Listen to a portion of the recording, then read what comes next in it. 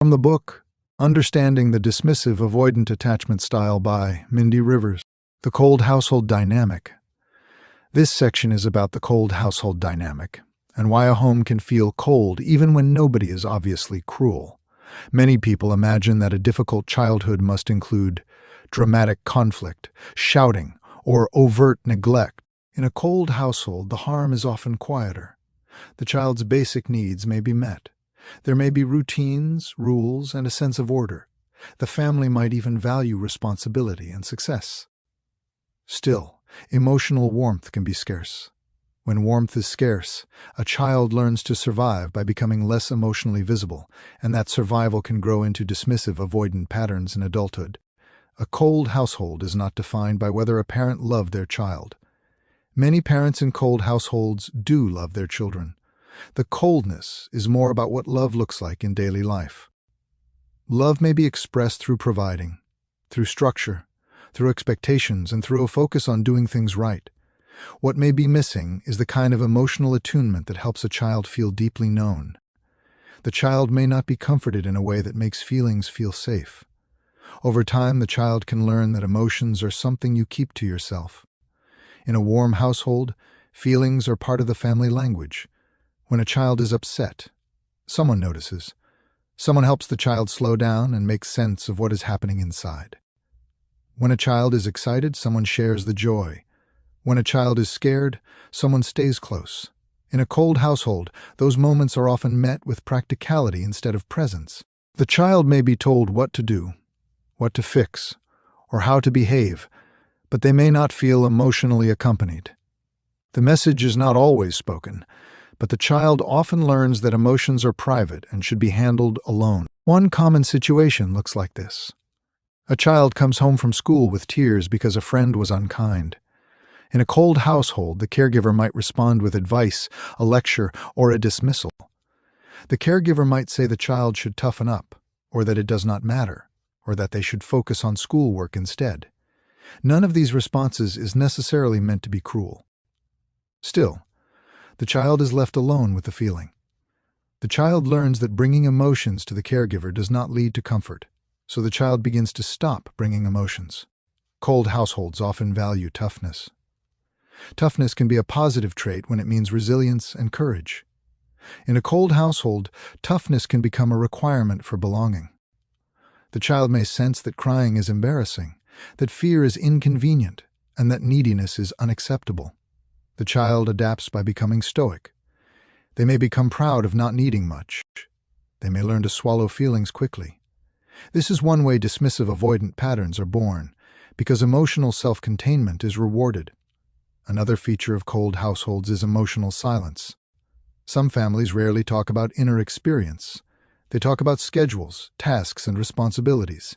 They might talk about news, sports, or other external things. They might laugh and joke, but they avoid deeper emotional conversation. The child learns what topics are safe and what topics are not. If the child tries to talk about fear or sadness and is met with discomfort, the child learns to keep those topics hidden. In adulthood, the person may be excellent at practical conversation and struggle with emotional intimacy because emotional language was not practiced. A cold household can also have affection that feels limited or formal. Hugs might be rare. Physical closeness might feel awkward. Praise might be focused on achievement rather than on character or effort. The child learns to associate connection with performance. They may feel loved when they succeed and invisible when they struggle. This does not always create obvious pain in childhood because the child is busy adapting. The pain often shows up later when the adult wants intimacy but feels uncomfortable being emotionally seen. This often becomes a pattern of earning love. The child learns that being helpful, being impressive, and being self-sufficient brings approval. They may become the child who anticipates needs, who tries to keep the home running smoothly, who does not create problems. Adults may describe them as easy and responsible. The child may take pride in this.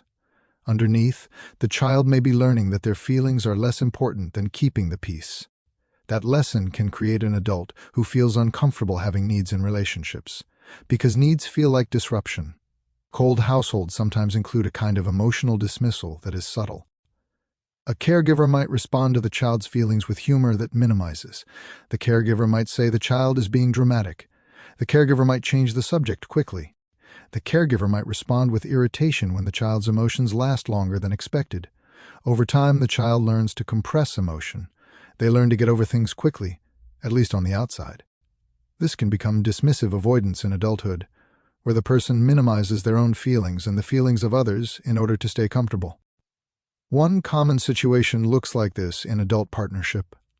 A partner shares sadness, and the dismissive avoidant person feels tension rise.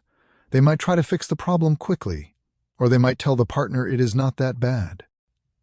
They may genuinely want the partner to feel better, and they may also want the emotional intensity to stop.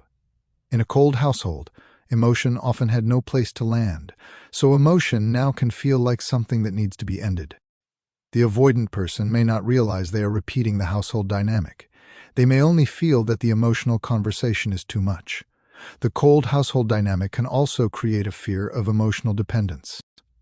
If you grew up in a home where comfort was scarce, you may not trust comfort as an adult. You may feel safer relying on yourself. You may believe that needing someone will lead to disappointment, so you keep your needs small. This can protect you from certain kinds of pain, but it can also keep you from the deep relief of being emotionally held. The cold household teaches you that self-reliance is safer than vulnerability, and that lesson can echo for decades. It is important to recognize that coldness can come from many sources. A caregiver might be depressed and emotionally flat. A caregiver might be stressed and focused on survival. A caregiver might have been raised in a culture where emotions were seen as weakness. A caregiver might be loving but uncomfortable with tenderness. The child does not need to know the reason for the coldness. The child only experiences the result, which is that emotional closeness is limited. The child adapts to the result, not the intention. This is why people from cold households often feel confused when they later struggle with intimacy. They may not have a story that feels valid. They may say nothing bad happened. They may feel guilty for wanting more. Still, the absence of warmth can be painful. It can teach a child that the safest way to stay connected is to be undemanding. In adulthood, that can become a pattern of being emotionally distant even when you love deeply. Healing from a cold household dynamic often involves learning what warmth feels like. Warmth is not only affection. It is emotional presence. It is the experience of being listened to with interest. It is the experience of having your feelings taken seriously. For a dismissive avoidant adult, warmth can feel unfamiliar. It can even feel intrusive at first. If you grew up without warmth, warmth can trigger suspicion, as if there must be a catch. This is a normal reaction. It is the old learning trying to protect you. Change often happens through gentle repetition. You might practice naming a feeling in a simple way and notice that the relationship survives. You might practice staying present when your partner is upset, even if you do not know what to say. You might practice receiving a kind gesture without pushing it away. These are small acts, and they matter because they teach the body that warmth can be safe. Over time, the cold household echo can soften, and relationships can begin to feel like a place where you are not only functional but also known. The cold household dynamic can shape an avoidant attachment style because it teaches a child that feelings are not welcome and that closeness is limited. The child becomes strong, capable, and self-contained. Those qualities can serve them well in many areas of life. Still, the same qualities can make adult intimacy hard. Understanding the dynamic is not about blaming your family. It is about honoring the child you were, the child who adapted in the best way they could. From that honoring, you can begin to build something warmer in your adult life, a kind of closeness that feels steady, respectful, and real. Criticism and high expectations. This section is about criticism and high expectations, and how growing up under that kind of pressure can shape a dismissive avoidant attachment style. Many families believe they are helping a child by pushing them. They want the child to succeed. They want the child to be strong. They want the child to have opportunities they did not have. High expectations can come from love. The trouble begins when expectations replace emotional connection and when criticism becomes the main form of attention. In that kind of home, a child can learn that being loved is tied to being impressive, and that being vulnerable is risky. Criticism affects a child differently than it affects an adult. An adult can hear feedback and remind themselves that they are still worthy. A child does not have that separation yet.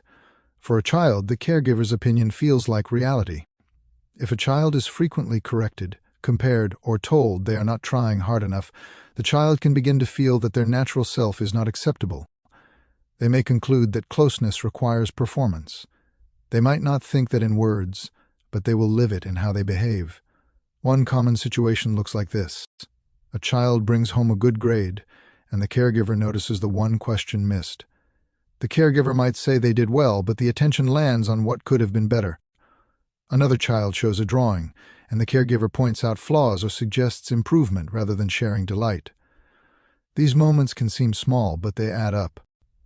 The child learns that love is connected to achievement and that the safest way to stay close is to be excellent. When high expectations dominate, the child often becomes focused on doing rather than feeling. They learn to monitor themselves. They learn to anticipate what the caregiver will approve of and what will bring criticism. This monitoring can create a child who appears mature and responsible, but it can also create a child who is anxious inside, even if they do not show it. If the child learns that mistakes bring shame, they may become perfectionistic. If they learn that feelings bring criticism, they may become emotionally guarded. Either way, the child's inner world becomes a private place. This is one way dismissive avoidant patterns form. Dismissive avoidant adults often pride themselves on being competent and self-sufficient. Competence can be a real strength, but it can also be a shield. If you grew up in a home where love felt conditional, you may have learned to earn connection through performance. You may have learned to hide weakness, because weakness brought criticism. As an adult, you may feel close to people when you are capable, and distant when you are struggling, because struggle feels like exposure. Criticism also shapes how a child experiences comfort. In a supportive home, a child can come to a caregiver with a problem and expect warmth. In a critical home, the child may expect correction. If the child is sad, they may be told they are overreacting.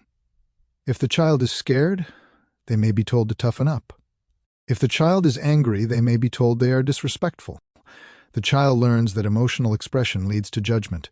Over time, the child may stop seeking comfort. They become self-reliant, not only because they want to be strong, but because seeking comfort feels unsafe. One common situation looks like this. A child comes home upset after being excluded by friends. The caregiver might respond by telling the child what they should have done differently, or by suggesting that the child caused the problem. The caregiver may be trying to teach social skills, but the child experiences the response as blame. The child learns that sharing pain leads to more pain. Next time, the child may keep the story to themselves. Emotional distance grows because it protects the child from additional hurt. High expectations can also make a child feel that rest is not allowed. If a family values productivity and achievement, a child might feel that relaxing is lazy. They may feel guilty when they are not improving. This kind of pressure can create adults who cannot fully relax in relationships, because relationships require softness and presence. If you have learned to equate worth with performance, being emotionally present can feel unproductive, and that can create subtle discomfort around intimacy. You might prefer doing something together rather than talking, because doing feels safer than being. Criticism can also create a fear of being seen. When a child is often evaluated, they can develop a protective habit of keeping parts of themselves hidden. They may not want to show a new hobby until they are good at it. They may not want to share feelings until they are sure the feelings are acceptable. They may not want to ask for help because help implies incompetence. This habit can follow them into adulthood, where they keep their inner world private and appear emotionally distant. The distance is not always a lack of trust in the partner. It is a lack of trust that being seen will be safe. This often shows up in how dismissive avoidants respond to a partner's emotional feedback. A partner might say, "When you go quiet, I feel alone." The partner may be trying to share their experience. The dismissive avoidant person may hear it as criticism of their character. They may feel a surge of defensiveness, because criticism is linked to shame in their history. They may respond by withdrawing further or by arguing about details. Underneath, they may be trying to protect themselves from the feeling of being judged and found lacking. Another way criticism shapes attachment is through the child's internal voice. Over time, the caregiver's critical tone can become the child's self-talk. The child grows into an adult who is hard on themselves, even if they seem confident on the outside. They may push themselves relentlessly. They may not allow themselves to need comfort because the inner voice says they should handle it. This inner criticism can make emotional vulnerability feel dangerous because vulnerability opens the door to self-judgment. The person may then avoid deep emotional intimacy, not because they do not feel, but because feeling activates shame. High expectations can also affect how a child experiences love. In a home where affection is tied to achievement, love can feel like something that must be maintained through constant effort. The child may never feel fully safe because they are always trying to be good enough. This can create adults who are uncomfortable with unconditional love. When a partner offers steady affection, the dismissive avoidant person may feel uneasy, as if they are waiting for the moment the partner sees their flaws. They might keep distance to protect themselves from the pain of being truly known and then rejected. One common situation looks like this. A partner says, "I love you just as you are." The dismissive avoidant person may smile, but inside they may feel skeptical or tense. They may wonder what the partner wants or when the other shoe will drop. This is not because they are cynical by nature. It can be because they were trained early to believe love is conditional.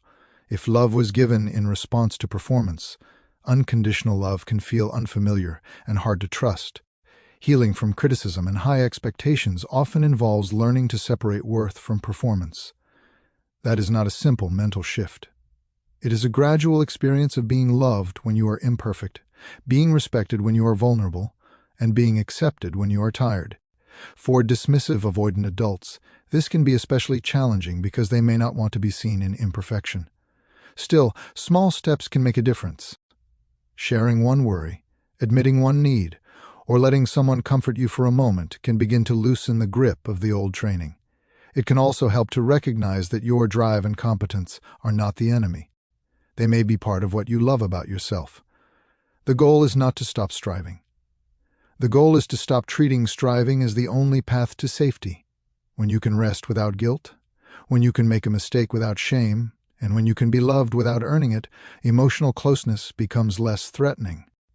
You can bring your full self into relationships, not only your impressive self. Criticism and high expectations can shape dismissive avoidant attachment because they teach a child to protect themselves through performance and emotional control. The child learns to be strong, to be careful, and to avoid showing weakness. Those lessons can create a capable adult who feels uneasy with intimacy. Understanding this does not mean blaming your family. It means seeing the roots of your patterns with clarity. From that clarity, you can begin to build relationships where love is not a grade you have to earn, but a steady connection you can relax into. Families that value toughness over tenderness. This section is about families that value toughness over tenderness, and how that value can shape a dismissive avoidant attachment style. Toughness can be a beautiful quality when it means courage, endurance, and the ability to keep going through hard times. In some families, though, toughness becomes the only acceptable way to be. Tenderness is treated as weakness, sensitivity is treated as drama, and comfort is treated as indulgence. A child in that environment learns to protect their heart by hiding it, and what looks like strength from the outside can become emotional distance on the inside. In a family that values toughness, the child often learns that feelings should be handled quickly and privately. When the child cries, they may be told to stop. When they feel scared, they may be told there is nothing to be afraid of. When they feel hurt, they may be told to shake it off. These phrases can be said with good intentions. A caregiver might truly believe they are teaching resilience. Still, the child learns that the family does not have room for vulnerability. The child adapts by becoming less emotionally visible. One common situation looks like this. A child scrapes their knee and runs inside, expecting comfort. The caregiver might respond with irritation, saying it is not a big deal. The child may learn to swallow tears and pretend it does not hurt. The physical scrape heals, but the emotional lesson remains. The lesson is that pain is not welcome here. Over time, the child may stop reaching for comfort entirely. They might become the kid who insists they are fine, even when they are not. When tenderness is not valued, children often become skilled at emotional control. Emotional control can help a person succeed in school, sports, and later in work. It can create a sense of pride, because the child becomes someone who can handle things. The trouble is that control is not the same as comfort. A child who learns to control emotion may not learn how to soothe emotion. As an adult, they may stay functional through stress, but they may not know how to let someone close when life hurts. They may feel confused by partners who want to talk about feelings, because feelings were not treated as something to share. This is one reason dismissive avoidant adults often feel uncomfortable with emotional conversations. They may not think of themselves as afraid. They may think of themselves as practical. They may believe talking does not help. Underneath, though, the discomfort can come from early training. If you were taught that tenderness is weakness, then sharing fear or sadness can feel like doing something shameful. Even when you trust your partner, your body may still react as if vulnerability is dangerous. Families that value toughness over tenderness often communicate love through action rather than through emotional presence. They might show care by working hard, providing financially, and keeping the household running. They might show care by teaching discipline and responsibility. The child may grow up knowing that their caregivers are committed, but the child may also feel emotionally alone. Love can feel like a duty rather than like a warm refuge. As an adult, the person may replicate this pattern. They may show love through providing and problem-solving, while struggling to offer emotional attunement. One common situation looks like this in adult partnership. A partner is upset and wants reassurance. The dismissive avoidant person might respond by offering a solution or by telling the partner to be strong. The avoidant person may believe they are helping. The partner may feel unseen. The avoidant person may then feel frustrated because they do not understand why solutions are not enough. This mismatch often has roots in a family system where tenderness was not practiced. If you were raised to toughen up, you may not know how to soothe someone without feeling awkward or overwhelmed. A toughness-focused family can also create a particular relationship with dependency. Depending on others can be treated as a sign of weakness. Children might be praised for doing everything themselves. They might be shamed for asking for help. Over time, the child learns that needing is unsafe. They learn to avoid needing not only because others are unreliable, but because needing threatens their dignity. This can create an adult who struggles to receive care, because receiving care feels like admitting weakness. This often shows up when life forces the issue, such as illness, job loss, or emotional grief. A dismissive avoidant adult may keep showing up and functioning while refusing comfort. They might say they are fine. They might avoid talking about it. They might isolate. People around them might not realize how much they are carrying. The adult may not realize it either because they have been trained to treat emotional pain as something you push through. Their toughness becomes a lonely place. Families that value toughness also tend to handle conflict in ways that reinforce emotional distance. They may use teasing that crosses the line into mockery. They may use criticism as motivation. They may avoid apology because apology is seen as weakness. Children learn that repair is not done through emotional honesty. Repair is done by moving on and not talking about it. As adults, they may carry that approach into relationships. They may shut down when conflict arises, then act as if everything is fine later. Their partner may want to talk and repair. The avoidant person may believe repair means forgetting. This can create lasting hurt. Tenderness is also about the ability to stay close when someone is struggling. In toughness-focused families, closeness during struggle can feel uncomfortable. People may not know what to do with sadness, fear, or vulnerability. They may respond by giving advice, changing the subject, or telling the person to snap out of it. These responses can make emotions feel unsafe, and the child learns to hide them. As an adult, the person may hide their feelings and may also struggle to respond to a partner's feelings. They may pull away not because they do not care, but because tenderness was not part of the emotional language they learned. Another subtle impact is the way tenderness becomes linked to shame. If a child is laughed at for crying or teased for being sensitive, they may learn to feel embarrassed by their own heart. They might harden. They might become sarcastic. They might become stoic. These are understandable responses.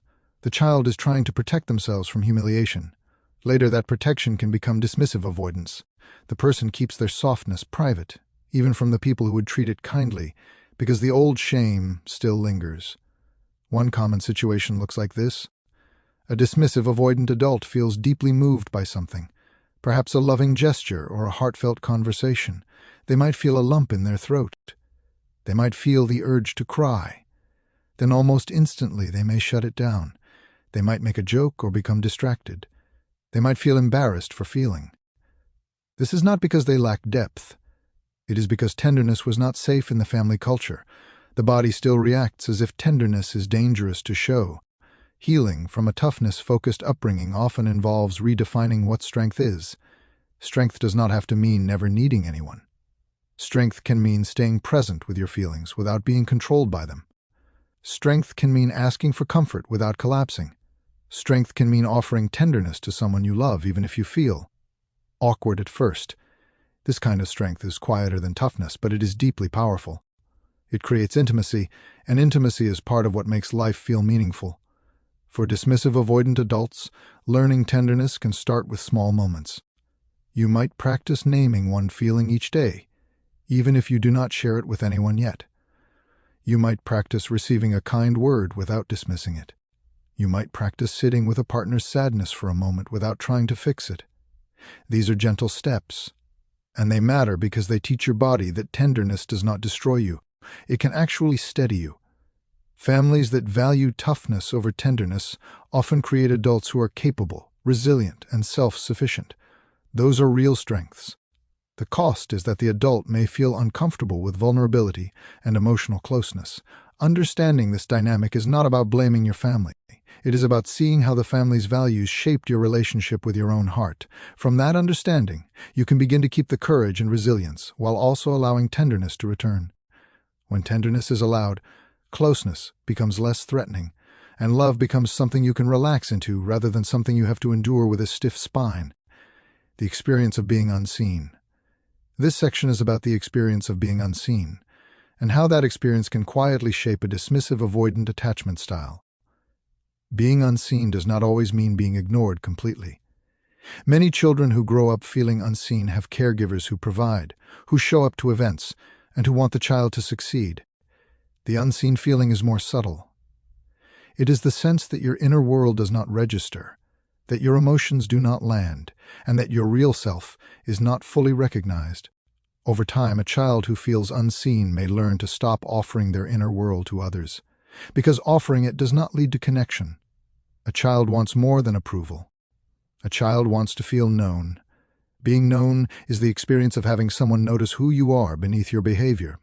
It is the experience of being understood when you are upset, being welcomed when you are joyful, and being met with curiosity rather than judgment. When a child is seen, they feel that they matter beyond what they do. When a child is unseen, they can begin to believe that only their performance matters, and that their feelings are background noise. One common situation looks like this. A child comes home from school and says they had a bad day. The caregiver might respond with a quick question about homework or chores. The caregiver might be tired, distracted, or overwhelmed. The child might get the message that the bad day is not important. Another time, the child might try to share excitement, and the caregiver might respond with a brief acknowledgement and move on. The child learns that their inner life does not hold the caregiver's attention. The child may then keep more of themselves private. Being unseen can also happen when caregivers respond to the child's feelings in ways that miss the point. A child might be anxious and be told they are being silly. A child might be sad and be told they have nothing to be sad about. A child might be angry and be told they are ungrateful. These responses can be well-meaning, but they can leave the child feeling misunderstood. When your feelings are corrected instead of met, you learn that your inner experience is not trustworthy. Over time, you may stop sharing it, because sharing leads to being told you are wrong. This is one way avoidant patterns form. If you learn that expressing emotion leads to dismissal or misunderstanding, you may begin to protect yourself by staying emotionally quiet. You may become skilled at presenting what others want to see. You may become the child who looks fine. You may even convince yourself you are fine because pretending becomes second nature. In adulthood, you may struggle to open up, not because you are incapable, but because being seen never felt safe or rewarding. The experience of being unseen often creates a strong relationship with self-reliance. When you cannot rely on others to understand you, you learn to understand yourself alone. You learn to handle your own feelings alone. This can create a deep internal resourcefulness. At the same time, it can create loneliness, because connection requires mutual knowing. If you keep your inner world private, others can love you, but they will love a version of you, not the whole of you. Many dismissive avoidant adults live with this quiet loneliness without naming it. Being unseen can also create a habit of minimizing. If a child learns that emotions are not met, they may reduce their emotions to avoid disappointment. They might tell themselves it does not matter. They might learn to move on quickly. They might become dismissive of their own pain because acknowledging pain without comfort feels unbearable.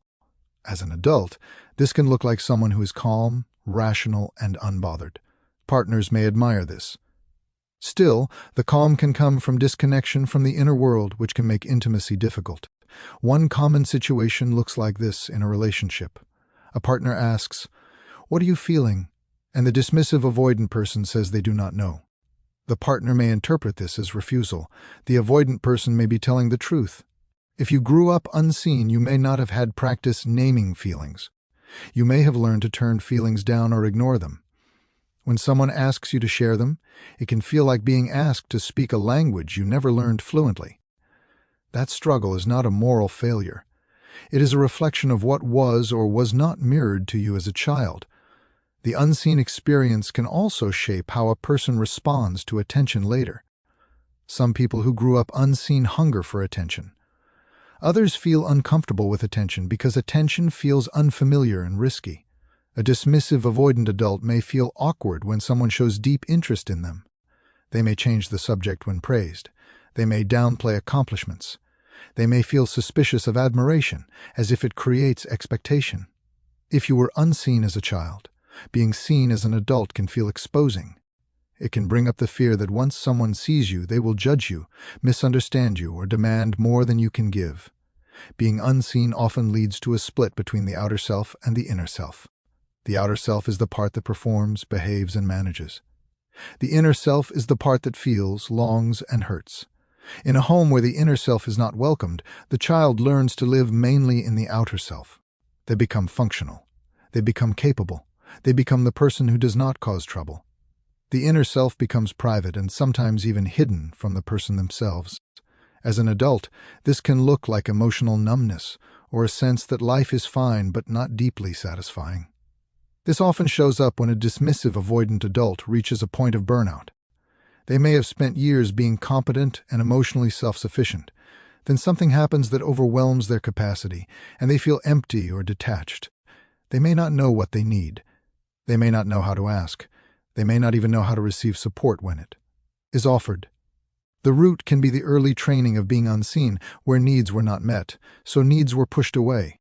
Another painful part of being unseen is that it can shape who you become in relationships. Some dismissive avoidant adults choose partners who also do not see them deeply because that feels familiar and safe. The relationship may function well on the surface. There may be companionship, shared tasks, and a peaceful rhythm. Still, the person may feel a quiet sadness that something is missing. If they choose a partner who wants to see them deeply, they may feel pressure and retreat. Either way, the old, unseen wound can keep closeness complicated. One common situation looks like this. A partner says, "I want to know you," and the avoidant person feels both longing and fear. Longing because being known is a deep human desire. Fear because being known carries risk. If you are unseen, you may not trust that someone can know you and still love you. You may not trust that your needs will be welcomed. You may not trust that your emotions will be handled gently. So you keep distance, even when you want closeness. Healing from being unseen often involves learning to see yourself first. That might mean learning to notice your own feelings without immediately dismissing them. It might mean learning to speak to yourself with more kindness, because inner criticism often grows in unseen environments. It might mean practicing small acts of self-expression, like sharing a preference, sharing a worry, or sharing a memory, even if it feels awkward. These small acts matter because they begin to bridge the gap between the inner self and the outer self. It also involves learning to choose relationships where you can be seen safely. This does not mean you have to share everything. It means you find people who respond with warmth, who stay curious, and who do not punish you for being human. For dismissive avoidant adults, it can be especially healing to experience being seen without being pressured. When someone listens without demanding, you begin to learn that being seen can feel safe. The experience of being unseen can shape a lifetime of emotional distance. not because you are incapable of connection, but because connection did not reliably meet you when you were young. Understanding this can soften shame. It can also clarify what you might be seeking now, even if you have trouble naming it. Many avoidant adults are not seeking less love.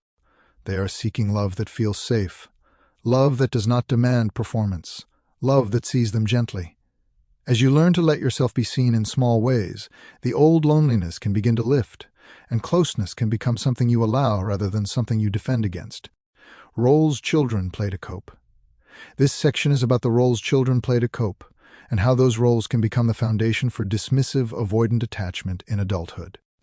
When a child grows up in a family that is emotionally cold, critical, or unpredictable, the child does not just suffer passively. The child adapts. They find a way to fit into the emotional shape of the household so they can stay connected and stay safe. These roles are not chosen like costumes. They are more like positions a child falls into because they reduce conflict, earn approval, or make the home feel more manageable. Later in life, the role can keep running, even when the person no longer needs it.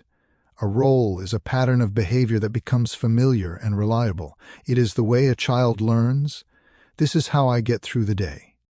In some families, being emotional creates trouble, so the child becomes quiet. In some families, being needy creates irritation, so the child becomes self-sufficient. In some families, being imperfect brings criticism, so the child becomes a performer. These roles can look like personality traits, but they are often strategies built in response to the environment. One common role in families that shape avoidant attachment is the easy child. The easy child learns to take up as little space as possible. They do not ask for much. They do not complain. They try to manage their own feelings. Adults often praise the easy child. They say the child is mature, adaptable, and independent. The praise feels good, and it also teaches the child that love is linked to not needing. Over time, the child may lose touch with their own needs because noticing needs feels like stepping out of the role that keeps them safe. As that child becomes an adult, the easy child role can show up as a deep discomfort with burdening others. The person might insist they are fine even when they are struggling. They might avoid asking for support.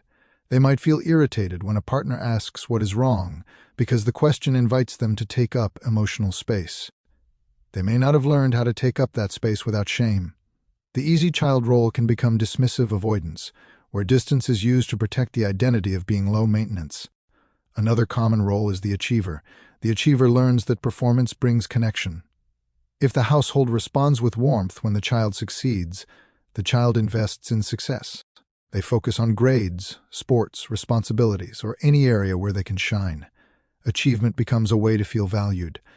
The child may not receive much comfort for sadness, but they receive praise for excellence. The child then learns to turn emotional energy into productivity. They become impressive. They also become emotionally guarded because achievement is safer to show than vulnerability. In adulthood, the achiever role can look like someone who is dependable, hardworking, and proud of their competence. They may also struggle with emotional intimacy because their sense of worth is tied to performance. They may feel closest to a partner when they are providing, fixing, or accomplishing. They may feel distant when the relationship asks for emotional presence because emotional presence does not fit the role they learned. They might even feel awkward when a partner tries to comfort them because the role they know is to be the one who handles things. A different role is the helper. The helper is the child who learns to manage other people's feelings. In some families, the caregiver is overwhelmed, and the child becomes the one who soothes, organizes, or takes care of siblings. The child learns that their value comes from being useful. This can create a child who is very attentive to others and very disconnected from themselves. The helper may not know what they feel because they are focused on what everyone else feels. This role can create avoidant attachment because the child learns that their needs are secondary, and that needing might destabilize the home. In adult relationships, the helper role can look like someone who is supportive in practical ways but uncomfortable with receiving support. They may be quick to solve their partner's problems but slow to share their own. They may feel guilty when they are not helping. They may also feel resentful because being the helper can become a heavy burden. If their partner asks for emotional intimacy, they might feel pressure because they already associate closeness with responsibility. They may pull away to protect themselves from feeling needed in a way that feels endless. Some children take on the role of the strong one. This role is similar to the easy child, but it often comes with a sense of pride. The strong one does not cry. The strong one does not fall apart. The strong one does not show weakness. In families that value toughness, this role is rewarded. The child learns that strength equals belonging. The child may also learn to judge weakness in themselves and others, because judgment creates distance from vulnerability. This role is a common root of dismissive avoidant attachment, because it organizes the self around emotional control. As an adult, the strong one may appear confident and composed. They may be the person others admire. Inside, they may feel lonely, because strength can become a wall. They may want closeness, but closeness requires softness, and softness feels like stepping out of the role that has kept them safe. They may also struggle to comfort a partner's vulnerability, because vulnerability triggers discomfort and fear. Their withdrawal is not always a lack of care. It is often the strong one's reflex to avoid the territory where they feel unsteady. Another role is the invisible child. The invisible child learns that attention is risky or unavailable, so they stop asking for it. They stay in their room. They keep quiet. They become self-contained. This role can form in cold households where emotional engagement is rare. It can also form in chaotic households where attention brings conflict. The invisible child learns that being unnoticed reduces stress. In adulthood, this can look like someone who keeps their inner world private, who struggles to speak up, and who feels uncomfortable being emotionally seen. One common situation looks like this in adult intimacy. A partner says, "Tell me what you want," and the invisible child grown into an adult feels blank. Wanting feels dangerous because wanting implies needing. The person might say they do not care, or that anything is fine. The partner may feel shut out, while the avoidant person is protecting themselves from the risk of wanting something that might not be given. The invisible role keeps the person safe from disappointment, but it also keeps them from being known. These roles often develop together. A child might be the achiever at school and the easy one at home. A child might be the helper for a parent and the invisible one with siblings. The exact combination matters less than the overall direction. The child learns to protect connection by reducing emotional need. They learn to keep themselves manageable for others. They learn to survive by being capable. Those are understandable adaptations. The trouble is that the adult may continue to live by the same rules even when the adult has more options. Roles are also connected to family loyalty. A child may love their caregivers deeply and still take on a role that hides pain. The child might believe they are helping the family by not causing trouble.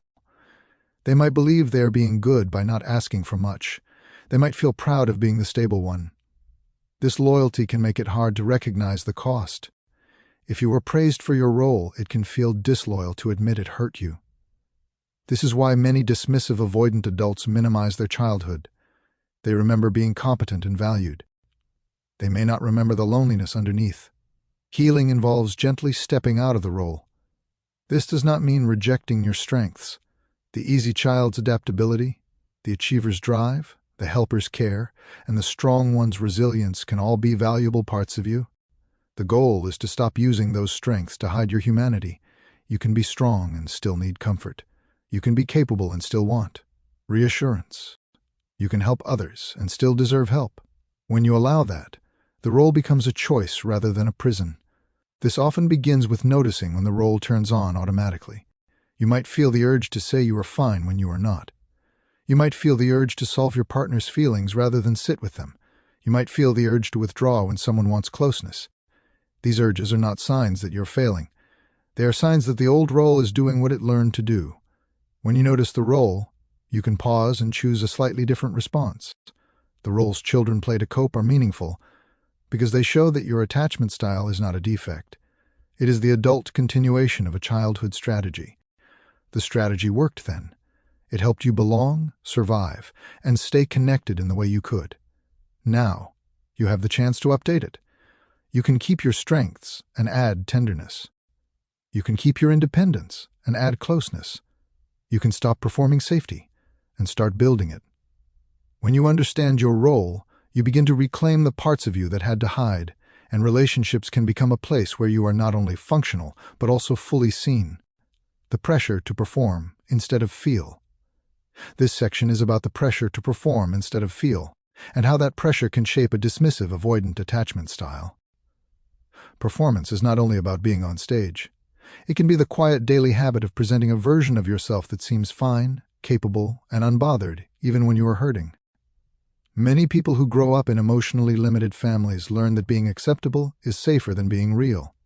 They learn that emotions create discomfort, while performance brings approval. Over time, performance can become the main way they stay connected, and feeling becomes something they do in private, if they do it at all. Performance begins when a child senses that certain parts of them are welcomed and other parts are not. If a child is praised for being responsible but dismissed for being sad, the child learns to offer responsibility and hide sadness. If a child is celebrated for achievements but criticized for fears, the child learns to achieve and hide fear. This is not a conscious choice. It is a gradual shaping.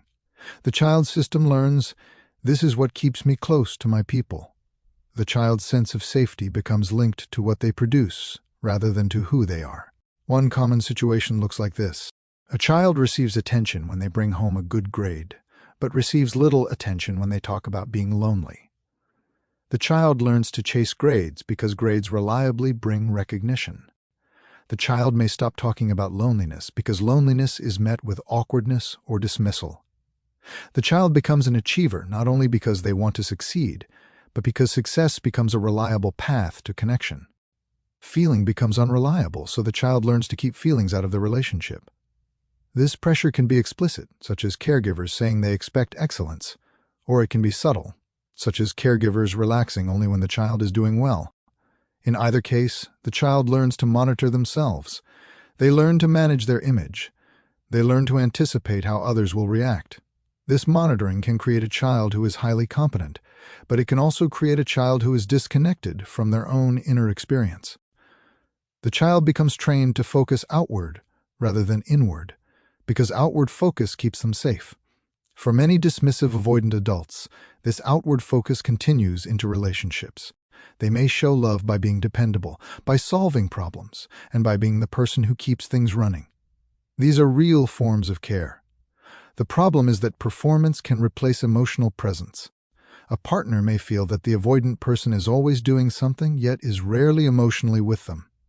The avoidant person may feel confused by this complaint, because they are offering what they learned love looks like. They may think, "I am showing up." The partner may think, "I am alone."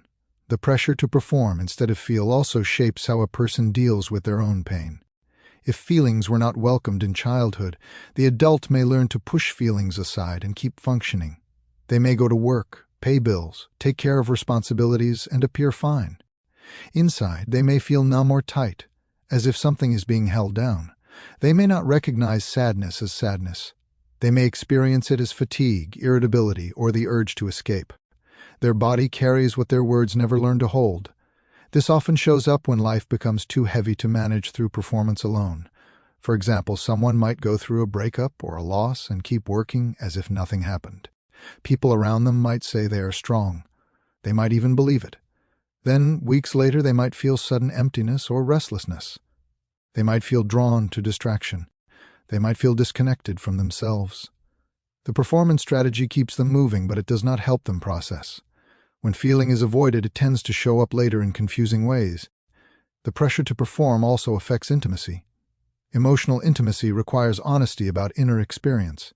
It requires admitting fear, longing, uncertainty, and need. If your identity is built around competence, those admissions can feel humiliating. You might fear being judged. You might fear being seen as weak. You might fear that your partner will lose respect for you, so you keep your inner world private. You might share thoughts and plans, but you keep feelings guarded. Your partner may then feel a wall, and you may feel misunderstood because you are giving what you can. One common situation looks like this in conflict.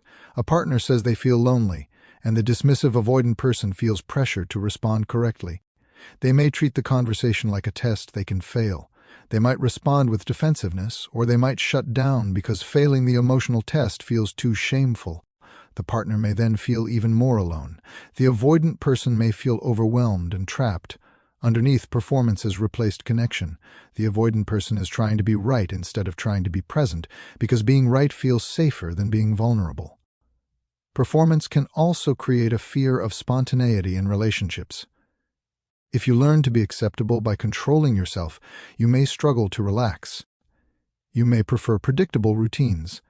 You may feel uneasy with emotional unpredictability, like tears, big joy, or sudden need. You may interpret spontaneity as chaos. This can make relationships feel controlled and distant. The avoidant person might not intend this. They might simply be trying to maintain the sense of stability they learned to rely on. Another aspect of performance is charm. Some dismissive avoidant adults are very charming socially. Charm can be a form of performance that creates connection without vulnerability. You can be liked without being known. You can keep interactions light and pleasant. You can manage other people's impressions. This can feel safe and even enjoyable. The cost is that charm can become a substitute for deeper intimacy. In romantic relationships, charm may be strong early on, then fade when deeper emotional connection is required. The partner may feel confused, as if the avoidant person changed. Often the avoidant person did not change. The relationship simply moved into a zone where performance is harder to maintain. The pressure to perform instead of feel can also shape the way a person responds to their partner's needs. If you grew up believing feelings are inconvenient, you may feel irritated when your partner expresses them. You may interpret emotions as problems to solve quickly. You may feel that emotional conversation takes too long. You may prefer to return to productivity. This is not always a lack of compassion. It can be the old pressure speaking. The old pressure says, "Do not get stuck in feelings. Keep moving."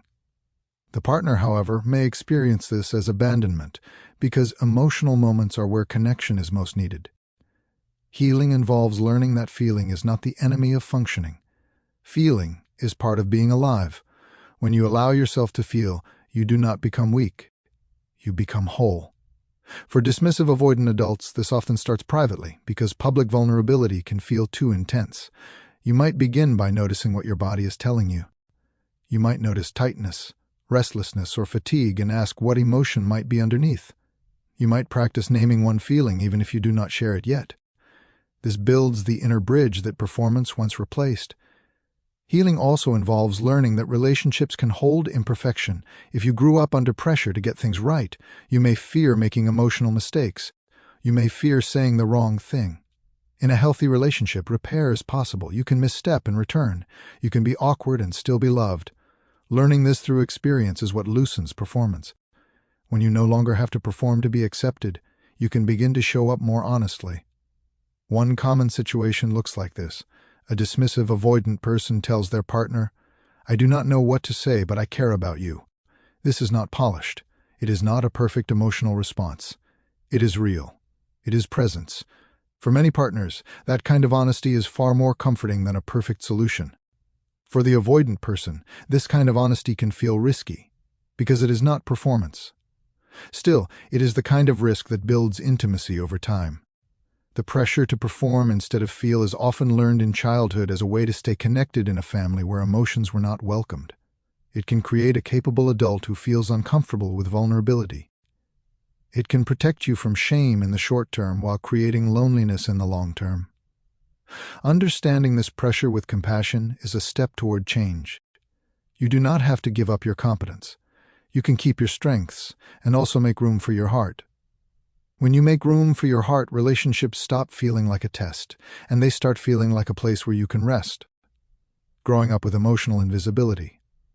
This section is about growing up with emotional invisibility, and how that invisibility can shape a dismissive avoidant attachment style that feels like strength. Emotional invisibility is the experience of having your feelings, needs, and inner life go unnoticed or not responded to, even when your outer life is managed well. A child can be surrounded by people and still feel emotionally alone. They can be praised for being responsible and still feel that nobody truly sees them. Over time, a child who feels emotionally invisible often learns to disappear emotionally on purpose, because disappearing hurts less than reaching out and finding nobody there. Emotional invisibility is different from being completely neglected. Many emotionally invisible children are cared for in practical ways. They have food, clothes, school supplies, and a roof over their head. They may have parents who attend events and provide structure. What is missing is emotional engagement. The caregiver may not notice when the child is anxious. They may not respond when the child is sad. They may not ask about the child's inner world. The child learns that feelings are not part of the family language, so the child stops expecting anyone to understand them. One common situation looks like this. A child is quiet at the dinner table because something happened at school. The caregiver might notice the quiet and interpret it as moodiness, or they might not notice at all. The child might want someone to ask gently, but nobody does. The child might hint, saying they had a weird day, and the caregiver might respond with practical questions about homework. The child learns that the moment of emotional reaching does not land. Next time they might not even hint. Over time, the child adapts by making themselves easier to manage. They become the child who does not bring problems. They become the child who solves their own issues. They become the child who keeps their feelings contained. Adults may admire them for this. They may say the child is mature. The child may even feel proud. Still, the pride can sit on top of loneliness. The child is learning that the safest way to stay connected is to not be emotionally present because emotional presence is not met. Emotional invisibility can also happen when caregivers respond to a child's feelings with quick correction rather than curiosity. A child might say they are scared and be told not to be. A child might say they are upset and be told to get over it. The caregiver might believe they are helping the child be resilient. The child experiences it as being erased. The child learns that their inner world is not respected. If your inner world is not respected, it feels safer to keep it private. This is one way dismissive avoidance takes root. As the child grows, emotional invisibility can create an internal habit of self-dismissal. The child learns to dismiss their own feelings the way others dismiss them. They learn to say to themselves, "It is not a big deal," even when it is. They learn to push through discomfort. They learn to ignore needs. This can create an adult who is highly functional because they do not get stopped by feelings. It can also create an adult who is disconnected from themselves because feelings are the part of you that tells you what matters. This often shows up in the adult's ability to name emotions. Many dismissive, avoidant adults have a hard time identifying what they feel in the moment. They may feel fine, or they may feel irritated, but they may not recognize sadness, fear, or longing until later. Emotional invisibility in childhood means emotional mirroring was limited. The child was not helped to identify what was happening inside. Without that practice, feelings can become vague or buried. The adult may then appear emotionally distant, not because they have no feelings, but because they never learned to bring feelings into language and connection. One common situation looks like this in a relationship. A partner asks, "Are you okay?" And the dismissive avoidant person says yes automatically. The partner senses something is off and asks again. The avoidant person becomes annoyed. The partner feels shut out. Underneath, the avoidant person might not know how to answer. They might feel pressured to produce emotional clarity on demand, and pressure often triggers withdrawal. The adult's reaction is an echo of childhood, when questions about feelings were not asked kindly, or when feelings were not welcomed. Emotional invisibility also shapes the way a person handles being loved. If you grew up unseen, you may feel strange when someone pays close attention to you. You may not know what to do with interest. You might downplay your experiences. You might change the subject when someone asks about your feelings. Being seen can feel like exposure, and exposure can feel risky. You might worry that if someone sees you, they will judge you, demand more from you, or leave. So you keep the relationship in a safer zone where you are appreciated for what you do, rather than known for who you are. This can create a particular kind of partnership dynamic. The dismissive, avoidant person may become the steady provider, the problem solver, or the dependable one. Their partner may be grateful and still feel lonely. The partner may want emotional closeness and may ask for it. The avoidant person may feel criticized and retreat. The partner may then ask more urgently, and the avoidant person may retreat further. The pattern can look like lack of love, but it is often a mismatch between an emotionally invisible upbringing and a partner who wants emotional visibility. Emotional invisibility can also shape your relationship with joy. Many people assume avoidant attachment is only about discomfort with sadness, but it can also be about discomfort with positive emotion. If your joy was not welcomed or shared as a child, you might have learned to keep joy private. You might feel awkward celebrating yourself. You might feel uncomfortable with compliments. You might prefer to move quickly past excitement and back into normal. In adulthood, this can make relationships feel less alive, because sharing joy is part of emotional intimacy. One common situation looks like this. A partner celebrates you, and you respond by brushing it off. You might say it is no big deal. The partner might feel disappointed because they wanted to share the moment. You might feel uncomfortable because being celebrated feels too exposing. The root may be that celebration was not part of your early emotional world. You may have been praised for outcomes but not met in your excitement. The adult learns to keep excitement contained, just like sadness. Another impact of emotional invisibility is that it can make you more sensitive to criticism. When you have grown up without emotional attunement, criticism can feel like the only time someone truly notices you. That is a painful twist. A child can become accustomed to the idea that attention arrives mainly through correction. As an adult, you might feel defensive when a partner offers feedback, because feedback feels like judgment rather than connection. You might withdraw because being emotionally engaged feels dangerous. Emotional invisibility can create both numbness and sensitivity, depending on the situation. Healing from emotional invisibility often begins with learning to become visible to yourself. That can sound strange, but it is often necessary. If you grew up with your inner world unnoticed, you may have learned to overlook it too. You may need to practice noticing your own emotions with kindness. You may need to practice asking yourself what you need. You may need to practice taking your own sadness seriously. This is not self-indulgence. It is self-recognition. It is giving yourself what you did not receive enough of. It also helps to build relationships where visibility is safe. Safety here means that being seen does not lead to shame, control, or pressure. For dismissive avoidant adults, pressure is often what makes visibility feel dangerous. A gentle relationship is one where your partner stays curious without demanding, where they respond warmly to small disclosures, and where they respect your need for space while still staying emotionally connected. These experiences teach your body that being seen can be comforting rather than threatening. One common situation looks like this in healthy growth. You share a small truth, perhaps that you feel overwhelmed, and your partner responds with kindness. They do not interrogate you. They do not demand a long conversation. They simply acknowledge you and stay close in a way that feels respectful. This kind of moment can be deeply healing for someone who grew up emotionally invisible. It teaches the lesson that being seen does not automatically lead to pressure or judgment. It can lead to comfort. Growing up with emotional invisibility can create a person who is self-contained, competent, and private. Those qualities may have helped you survive. They may have helped you succeed. Still, they can also keep you lonely and keep love at a distance. Understanding emotional invisibility helps you see that your attachment patterns make sense. They are not proof that you are unloving. They are proof that your heart learned to stay quiet so it would not be disappointed. As you learn to make yourself visible, slowly and safely, you can begin to build relationships where you are not only valued, but truly known.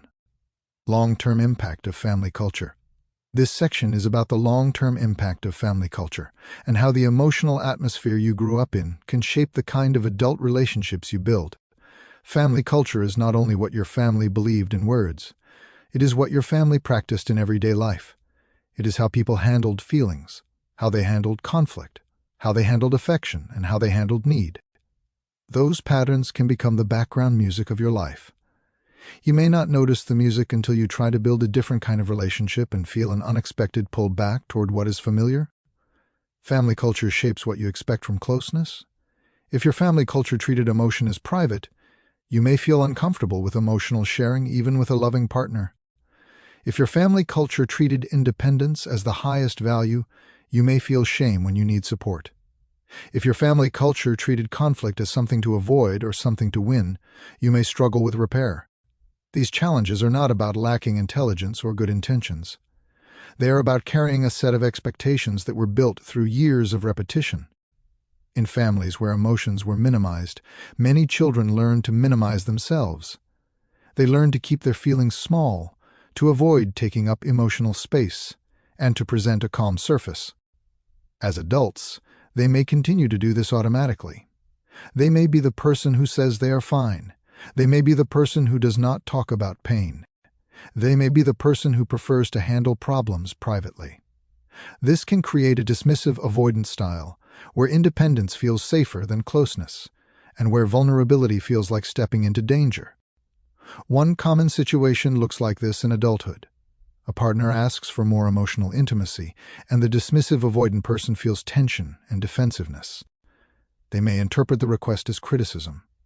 They may assume the partner is asking them to change who they are. They may feel a strong urge to withdraw. The partner may feel rejected. Both people may feel misunderstood. The family culture echo here is that emotional intimacy was not practiced as safe. The avoidant person may not have learned that emotional closeness can be gentle and steady. They may have learned that emotional closeness leads to discomfort, judgment, or pressure. Family culture also shapes the stories you tell about strength. In some families, strength means staying connected even when things are hard. In other families, strength means not needing anyone. If your family culture valued stoicism, you may feel proud of being unaffected. You may see emotional expression as weakness. You may judge yourself for having needs. This can create a deep conflict in adult love, because relationships require both strength and softness. If softness feels shameful, you may keep your partner at arm's length even when you care deeply. Another long-term impact is the way family culture shapes communication. Some families talk openly. They ask questions, listen, and repair misunderstandings. Other families avoid difficult topics. They change the subject. They use sarcasm or teasing instead of directness. They rely on hints and unspoken rules. If you grew up in a family that avoided emotional conversation, you may not have learned how to talk about needs without feeling awkward. You may not know how to ask for space without sounding rejecting. You may not know how to express hurt without sounding accusatory. These communication gaps can create distance in adult relationships, even when love is present. Family culture also shapes how you relate to conflict. In a family where conflict led to shouting, children often learn to shut down. In a family where conflict was avoided, children often learn to swallow their feelings. In a family where conflict was handled through criticism, children often learn to become defensive. As adults, these patterns can show up in romantic relationships. A dismissive, avoidant person might withdraw during conflict, because withdrawal feels safer than staying in the emotional heat. Their partner might experience this as abandonment. The avoidant person might experience their partner's desire to talk as pressure. Both are reacting to inherited expectations about what conflict means. One common situation looks like this. A partner brings up something that hurt, and the dismissive, avoidant person feels their chest tighten. They might want to end the conversation quickly. They might argue about details. They might leave the room. Later, they may act as if everything is fine. This pattern can be frustrating for partners, but it often makes sense in the context of family culture. If you grew up in a home where emotional discussions led to shame or escalation, your body may still react as if talking is unsafe. Family culture also affects how you give and receive affection. In some families, affection is easy. People hug, say kind words, and express care openly. In other families, affection is rare or formal. People may show love through providing, through shared activities, or through teasing that stands in for warmth. If you grew up in a family where affection was scarce, you may feel awkward with affection now. You may struggle to say, "I love you." You may struggle to receive compliments. You may feel uncomfortable when someone wants deep emotional closeness. These reactions can be misread as coldness, but they often come from a family culture where warmth was not practiced. The long-term impact can also show up in your relationship with joy. Some families celebrate together. Others move quickly past celebration and back to work. If your family culture did not make room for joy, you may have trouble letting yourself feel proud or excited. You might downplay good news. You might avoid being the center of attention. In relationships, this can create a subtle lack of shared delight. Shared delight is one of the ways couples bond. When it is missing, the relationship can feel functional rather than vibrant. Family culture influences partner selection too. People often feel drawn to what feels familiar, even when familiar is not healthy. If you grew up in a family where emotions were not discussed, you may feel comfortable with partners who also avoid emotional conversation. The relationship may feel calm, but it may also feel distant. If you grew up in a family where love was conditional, you may feel drawn to partners whose affection is inconsistent, because inconsistency matches what you know. If you grew up in a family where independence was prized, you may feel uneasy with partners who want closeness, because closeness feels like a threat to your identity. Understanding family culture can help you see these pulls without judging yourself. It also helps to understand how family culture can make change feel disloyal. Many people feel a strange guilt when they try to become more emotionally open. They may feel as if they are betraying their upbringing or criticizing their parents. They may feel ashamed of wanting more warmth. This guilt can keep dismissive avoidant patterns in place because distance feels like loyalty to the family culture. Recognizing this dynamic can be freeing. You can honor what your family gave you and still choose to grow beyond what your family could offer. Healing the long-term impact of family culture often involves learning a new emotional language. If you grew up with minimization, you may need to learn to take feelings seriously. If you grew up with toughness, you may need to learn to treat tenderness as strength. If you grew up with avoidance of conflict, you may need to learn repair. These changes do not happen through force. They happen through practice, and practice is easier when you are surrounded by people who respond warmly to small steps. One common situation looks like this in healthy growth. A dismissive, avoidant person feels the urge to withdraw and instead says, "I need a little time, but I care, and I will come back to this." This sentence may not have existed in their family culture. It is new. It creates space without abandonment. It allows independence without disconnection. It is a small act of building a new culture in the relationship. Over time, many small acts like this can create a new normal. The long-term impact of family culture is real because family culture was your first relationship world. It taught you what love looks like, what vulnerability costs, and what you have to do to belong. Those lessons can shape your adult life until you name them. Once you name them, you can choose what to keep. You can keep the strengths your family culture gave you, like resilience, responsibility, and competence. You can also add what was missing, like warmth, repair, and emotional presence. When you do that, you are not rejecting your family. You are building a fuller life, one where love can be both steady and soft,